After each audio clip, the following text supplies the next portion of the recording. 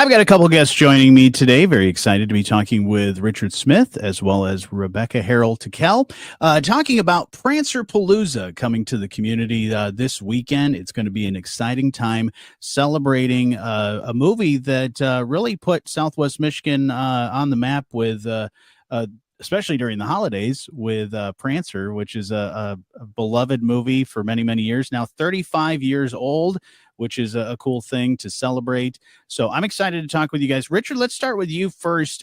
This is something that I think is really great to the community, for the community to enjoy. And there's going to be a lot of really cool things that are going to be happening this weekend. What's going to happen on Saturday? Well, in Three Oaks, we have screenings of the movie at 1 o'clock and 6 o'clock at the Vickers Theater, located at 6 North Elm Street. Now, when the tickets went on sale, they sold out quick, but I encourage people to please still get to the box office. There may be some no-shows, so there may still be some seats left available. And then each showing is going to be followed with a panel discussion with John Hancock, Rebecca, Retanya Alda. I'm trying to think who else is going to be there, but we'll see when we get there. They're going to answer some audience questions, and we've been asking some of the folks on Facebook to submit some questions early on, so we can just have a nice Q&A session after the film. We also have a Prancer photo opportunity from 10 o'clock to 3 o'clock, located right next to Dreyer's Meat Market, which is a key shooting point in the movie. Right. On the panel, we're going to have a cage set up where Prancer was held. There'll be not a live reindeer, but a reindeer there for photo ops, along with Christmas trees for sale. Sawyer Garden Center is graciously bringing some Christmas trees down. So for all the last minute holiday shoppers, they can pick up a tree there. The Prancer Parade at 4 o'clock on Elm Street from Maple to Linden.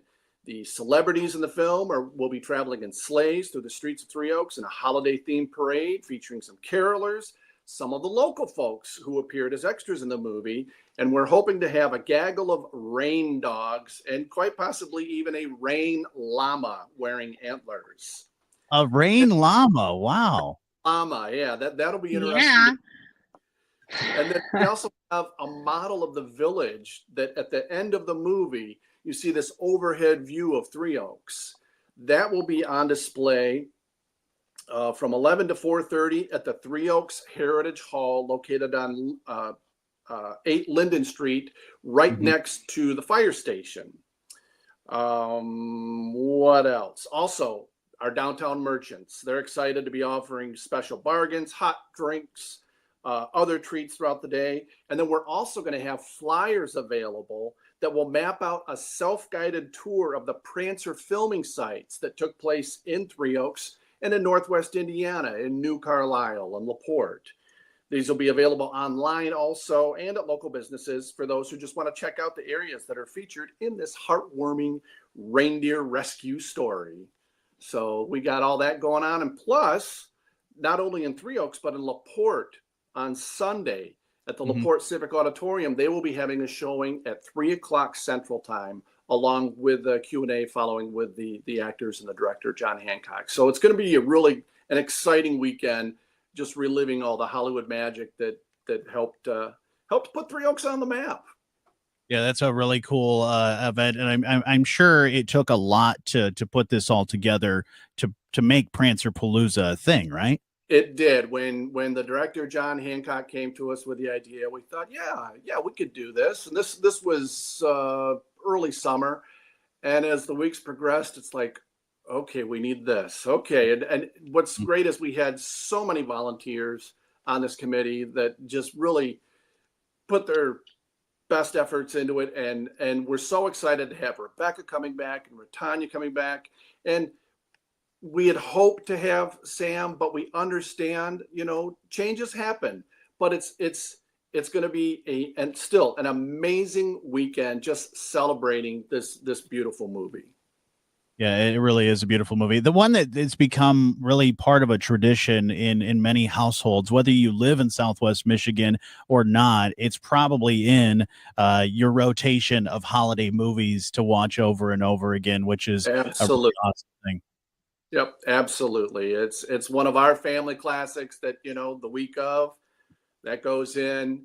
It's just what I love about it is just the way John told the story of this little girl who just has that magic of Christmas just exuding from her, even though she's struggling with the loss of her mother. And, she has this cantankerous father who's doing his best to raise the kids and save the farm. And it's a beautiful, heartwarming story. Yeah, and somebody that experienced it first and foremost is Rebecca. And let's talk about that experience of being a part of this movie.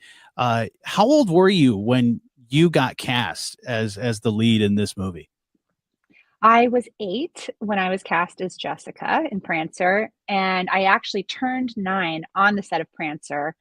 And I think it was the day that we did the sled scene with Cloris Leachman, if I remember correctly, because it was so cold. And Sam gave me a pair of ruby heart earrings that I still have and will bring with me when I come back this weekend. That's wonderful. And this is amazing to be a part of a movie like this. Did you think that it would become such a traditional, great movie for people to watch year after year? Well, I was 8, and I Right. remember reading the script. I mean, it was a big deal because I remember going and auditioning for it, and there were so many other girls there auditioning, and they auditioned. It was packed when I entered into the casting building, and then audition after audition after audition until it was just finally me and Ariana and a girl named Gabby Hoffman, who was Abby Hoffman's daughter, down to the 3 of us for the lead role of Jessica. And I remember before that audition, I read the full script because they had only given us scenes from the movie to audition with. But then before this final screen test, when it had been narrowed down to us 3, I remember reading the script with my mother, and I wept because it was so beautiful and I was so touched by it. And I just remember thinking, like, please, God, let me get this role. I will give this my all because I loved it so much. It was so touching. I loved the relationship between her and her dad, and her and the deer, and her hope in the middle of these really harsh circumstances. So I did think I think that the feeling on the set, and I think that the community as we were filming it also had that same experience, that we were making something really special. That, the tagline for the movie was, I don't have it up here. That has a different tagline. Something magical is about to happen was the tagline. And I think that we all really did embody that sentiment as we were making the film. And then before the premiere, they sent us a VHS of the film. And for those young people, that's like before we had DVDs, we had VHS tapes. And DVDs, by the way, are like discs that people put into a DVD machine. That's how 35 years ago we did things. And I just remember watching the film, and I remember just being so blown away with what the outcome of the film was. I remember just being like, my whole body just tingling, and I remember crying, getting like caught up in the story and forgetting that was even me watching it on film. And I mean, John Hancock did such an incredible job, and we broke every child labor law, and I didn't care because I loved it. I loved every second being on set. I loved working with Sam Elliott. I loved working with Cloris. I loved working with Abe Vigoda. Yeah. I'll never forget it. And I'm so excited to get to come back and to celebrate with this community, because for me, it's definitely a major part of my life. Sure. And it created for me this deep love of making films that touch people's hearts and that are important and make a difference.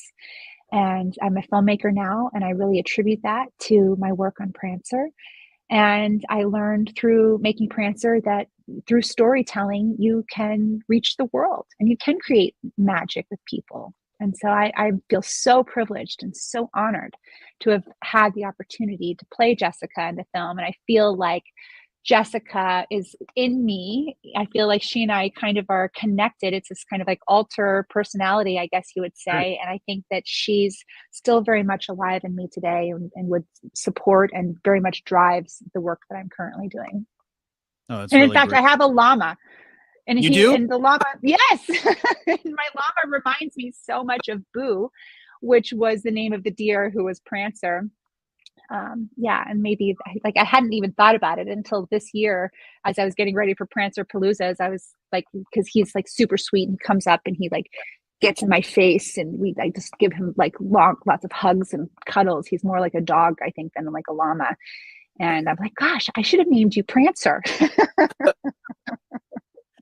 You mentioned the VHS. If I would have had it within reach, but I was opening up a box of all my Christmas things, and most of my Christmas movies, DVDs and VHS are in there. And I pulled out Prancer just the other day, so I've got that, and that's in my rotation of because I still have a VHS player.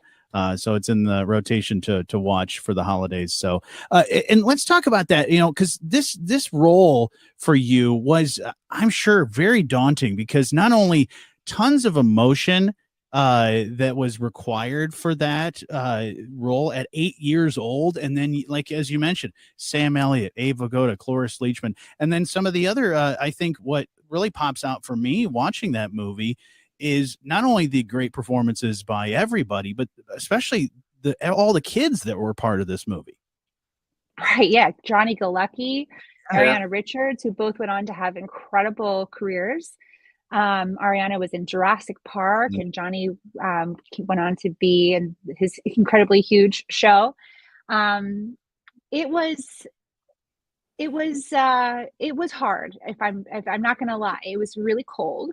So there were times like there's a scene where I'm supposed to take Ariana and open the shed, and I go in, and then Johnny comes in and catches us with the reindeer. And I remember it was with the wind chill factor that day, it was 42 below zero.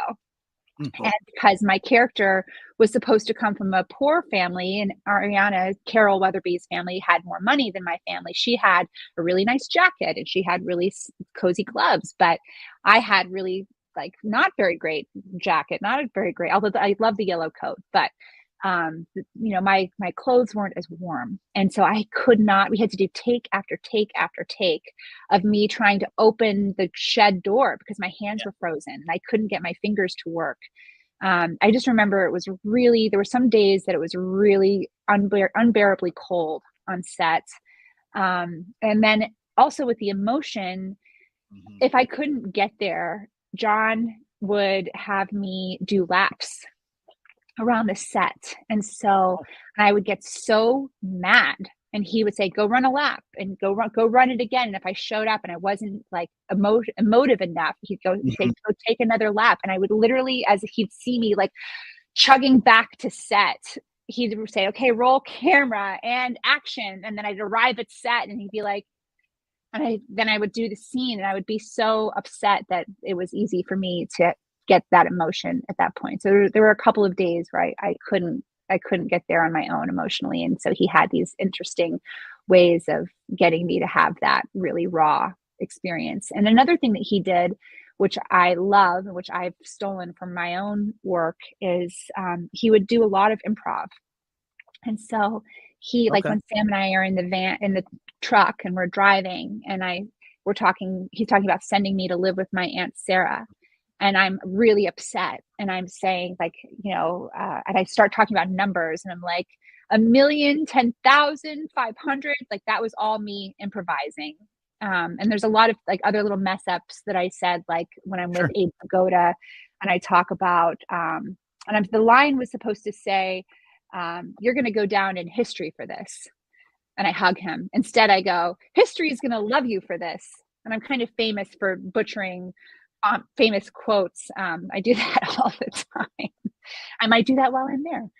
And then of course we broke the laws in terms of like, maybe I shouldn't be saying this, but I remember I would rarely get a full night's sleep. Like we'd start early in the morning, before dawn, and then we would work late into the night.